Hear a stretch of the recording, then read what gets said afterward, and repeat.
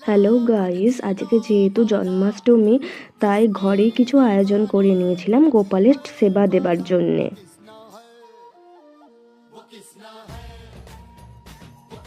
গোপালের সেবার জন্য কিছু ফুল নিয়েছিলাম এবং পদ্ম ফুলটা ঠাম্মি ফুটিয়ে নিচ্ছিল।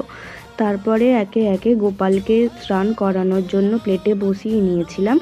তারপর গোপালকে স্নান করিয়ে ওদের সিংহাসনে তুলেও দিয়েছিলাম। জানো তো, আমার গোপাল সোনাদের নামও আছে। একটার নাম নাড়ু আর একটার নাম হচ্ছে গোলু। আর নাড়ু আর গোলু ছাড়াও আমার আছে রাধা মাধবজি এবং ছোট্ট রাধামণি। সবাইকে স্নান করিয়ে দিয়ে দুপুর বেলার জন্যে গোপালের সেবা সেরে নিয়েছিলাম।